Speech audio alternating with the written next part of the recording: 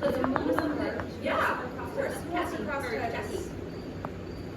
I just grabbed some. So, she knows where it goes. Good. Some people want to get to the bottom line. It goes to the side rings on each of the, Jenny, can you get this one?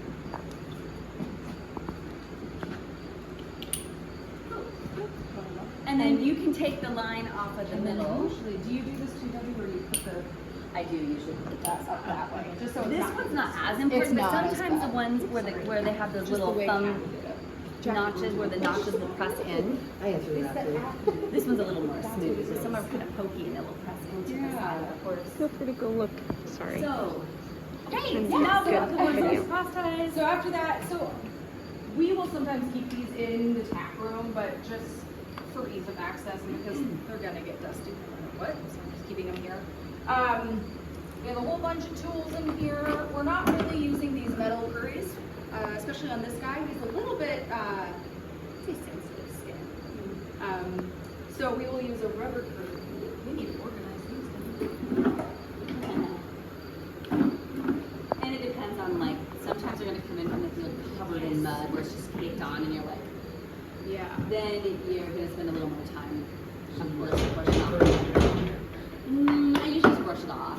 Especially if you have a client coming, you don't have time to wet the horse down, give them, hose them off, then they're gonna be wet. I just take whatever brush seems to be working. It's like trying a couple ones. If I need to use a metal, the curry one, a little on their skin, I will to get some of that mud. It gets dried and clotted on there, Yeah, I'm sure the metal ones are awesome for that.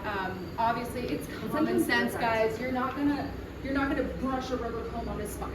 It's just not gonna feel comfortable. You're not gonna come down here and smash it on his knees and stuff. It just, use your best judgment on that. And then listening to the horse too. If the horse is like, oh, yes, that kind of hurts when you rub my knee that way. Then you go, oh, I hear you. I'll either not do that or use a different sock. Yes. And in the winter, we use those metal ones a lot more because their hair is thicker, so it makes a lot more sense too. So, I know you guys probably know how to brush a horse. You guys just want to take some turns and come brush them? Yeah. So with the rubber curry, that's one of the brushes. Typically, a rule is to go with the direction of the hair. With the curry, this one especially, you wouldn't do this with the metal, but you can kind of go in some, kind of still in the direction of the hair. And are we trying to just get him soft? Or he's relatively clean, but you see some marks here, and then all this hair. So depending on what you have going on, if you have a rider coming in, well, with the depth of riding, we're going to have riders coming in. So the client's coming. The number one thing you want to do is just make sure that there's not a bunch of mud clogged on the horse. Just for looks. I mean, make sure there aren't a bunch of burrs in his mane. Yeah, and more importantly, anything beyond that is you want to just make sure that the saddle area is groomed up, right? And where the cinch goes. The contact of the saddle, the girth underneath the belly. So you've got to think, okay, the saddle pad, the bareback pad is going to go right about here. So we're going to brush this off. Sometimes they're really dusty, so like these kind of brushes, get all the dust off really nice. You can just dust them off in that saddle area. Under the belly, just you can feel with your hand. Are there any mud clods or scabs right there? So we'll avoid that area. Yeah. So she's just saying he does have a scab. Sorry, he does have a recurring fly wound on his belly that we treat, but the girth does not. It does not. Yeah. So a thing I do is, like Debbie said, I come under here where that cinch will go, the girth, and make sure there isn't anything under there. I'm sure, especially. This is that. Is that dirt? Yeah, it looks almost like a little kind of callousy.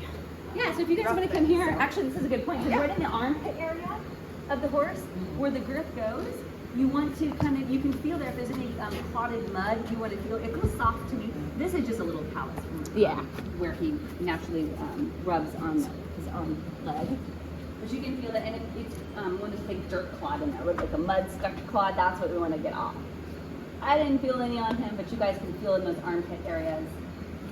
So if they have burrs that are wrapped up in the tail or the mane, do you cut them out or you just comb them out? I prefer us to comb them out as best we can. I know time may not allot for that. Hopefully you'll have plenty of time before sessions to come in and do that. We do have a product called Show Sheen It's in a white spray bottle over there, and that will condition the hair and also soften the burrs to get that out of there. I haven't really had that issue with these guys. They might have little tiny ones like in their hair and mane sometimes, but yeah, yes. Depending on where they are too. If they have a bunch in their tail, it's just the worst. 45 minutes just to comb out Candy's tail. Yeah. And you know, for clients, for the lessons, we don't have to have them looking so perfect. I mean, Correct. yeah, It's just, that's good. I would they don't definitely look make like sure. they're just out of the jungle or something. You know what I mean?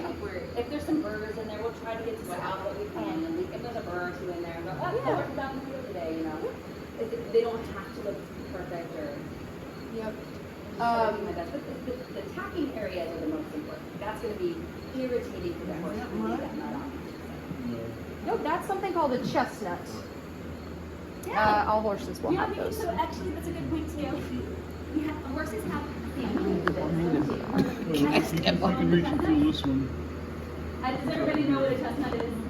Okay, everybody knows. Will you explain what a chestnut is? Actually, we just had this conversation yesterday. A chestnut, And it's on the back leg. they say it's from an appendage they used to have that is no longer there.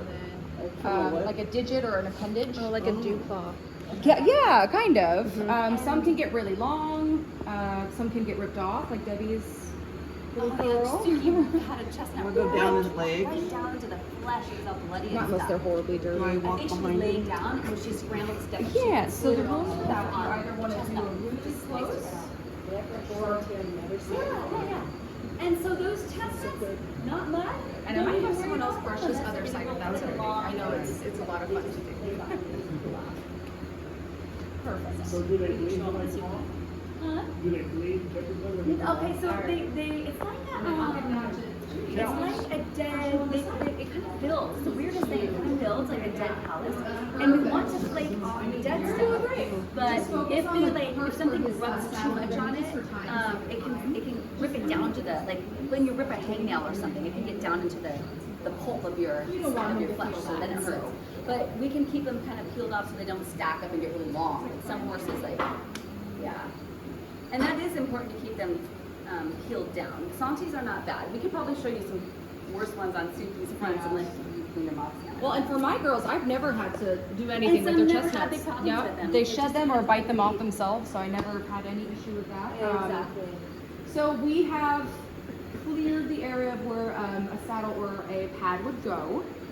Do you want to walk through doing some feats? Next thing, Some I would